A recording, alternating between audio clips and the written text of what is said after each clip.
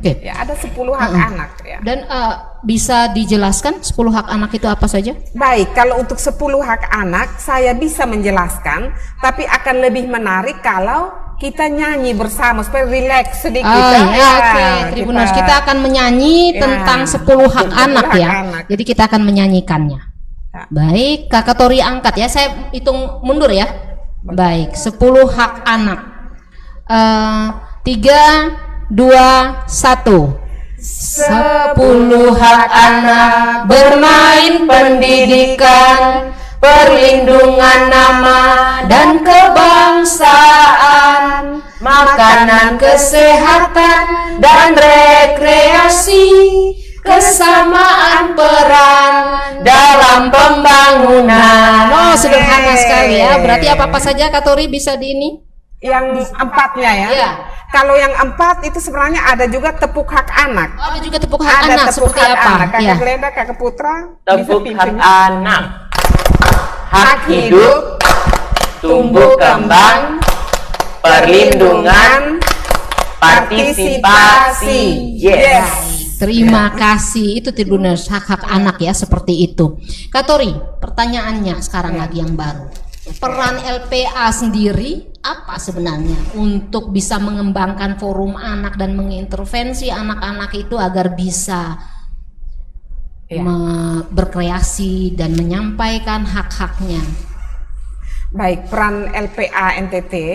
Jadi LPA itu Lembaga Perlindungan Anak yang selama ini kami lakukan antara lain melakukan pencegahan itu dengan melakukan edukasi ataukah pendidikan bagaimana terkait dengan hak-hak anak, baik melalui diskusi terbatas, melalui radio, atau melalui dialog-dialog publik, atau kita kampanyekan pada event-event tertentu. Kami selalu mengkampanyekan tentang hak-hak anak.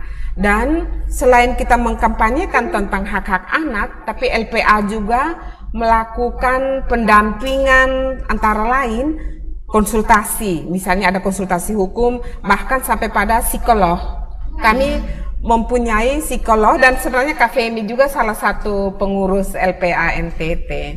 Jadi untuk psikolog juga mendampingi anak-anak yang bermasalah ya, berhadapan dengan hukum, anak yang menjadi korban kekerasan maupun anak yang menjadi pelaku bahkan saksi maupun saksi dalam sebuah peristiwa hukum. Dan penanganan yang lain itu adalah bagaimana kami melakukan perlindungan.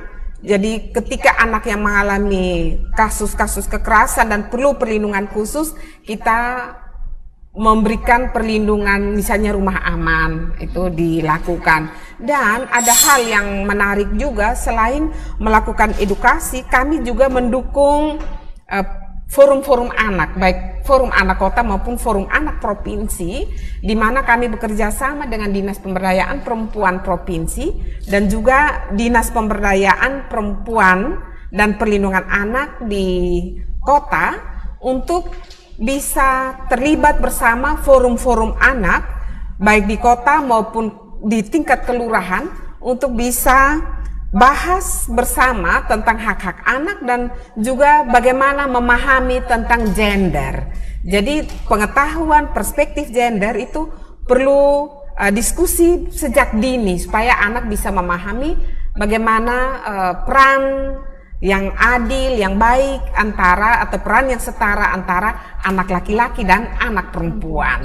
Dan forum-forum anak di kelurahan itu juga cukup aktif untuk mengikuti kegiatan-kegiatan ini.